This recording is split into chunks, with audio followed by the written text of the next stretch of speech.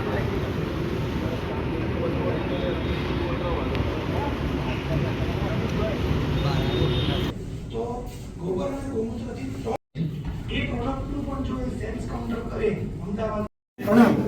સૌનું સ્વાગત છે।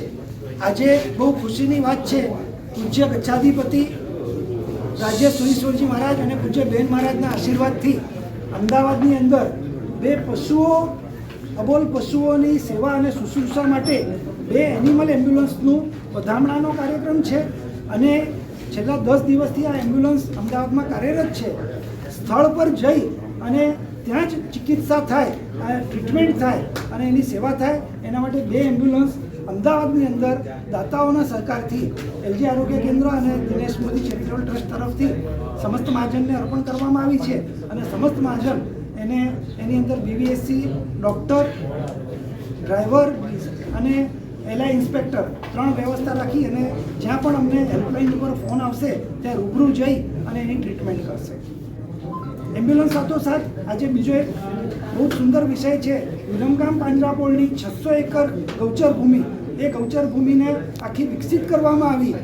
કમ્પાઉન્ડ વોલ, તળાવ, દેશી વૃક્ષોનું વૃક્ષારોપણ અને ઘાસચારાનો ઉગાવો અને ત્યાં 600 અબોલ જીવો રહી શકે એના માટે 1 કરોડ રૂપિયાના ખર્ચે આજે શેડ નિર્માણ થયો। એનું આજે સાંજે 4 વાગે લોકાર્પણ છે અને એ કાર્યક્રમ પણ અહીંયા અમદાવાદના નજીકના આ વિસ્તારના અબોલ જીવો માટે કામ આવે તેના માટે આ કાર્યક્રમ કરવામાં આવે। એમ્બ્યુલન્સની અંદર કેટલા ઓપરેશન થઈ શકે છે અને કયા પ્રકારના ઓપરેશન થઈ શકે? એમ્બ્યુલન્સની અંદર સામાન્ય રીતે અમારો મુંબઈનો અનુભવ છે। મુંબઈમાં અમારી પાસે 11 એમ્બ્યુલન્સ છે। એક એમ્બ્યુલન્સ રોજના 10 ઓપરેશન કરી શકે છે। ફોન કોલ પર એમ્બ્યુલન્સ સ્થળ પર પહોંચે છે અને મોટા ભાગે આ એમ્બ્યુલન્સ નાના અબોલ જીવો એટલે કે કૂતરા, બિલાડા, પક્ષીઓ એના ઓપરેશન માટે આ નાની એમ્બ્યુલન્સ છે।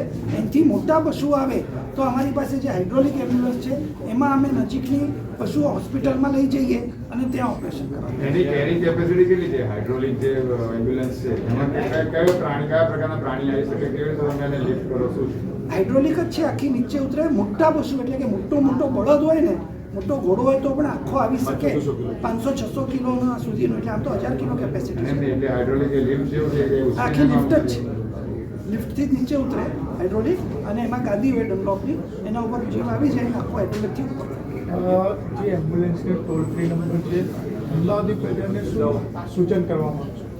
અમારું એટલું જ નિવેદન છે કે આ ટોલ ફ્રી નંબર જે છે અમદાવાદનો, એ ટોલ ફ્રી નંબર ઉપર આપ બધા આપના પાસે એ નંબર રાખો અને તમને ક્યાંય પણ કોઈ ઘાયલ, બીમાર પશુ કે પક્ષી દેખાય તો આ નંબર ઉપર ફોન કરો। અમારી બનતી કોશિશ છે, અમે વહેલામાં વહેલી તકે એમ્બ્યુલન્સ લઈને ત્યાં પહોંચશું અને ટ્રીટમેન્ટ કરશું। શરૂઆત છે, એક એમ્બ્યુલન્સ છે, પહોંચી વળવાની પૂરી કોશિશ કરશું જ। આગળ જતાં ડિમાન્ડ આવશે અને જે રીતે કામ સેવાનું મળશે એ પ્રમાણે એમ્બ્યુલન્સ વધારવાનો પણ અમારો અભિગમ છે।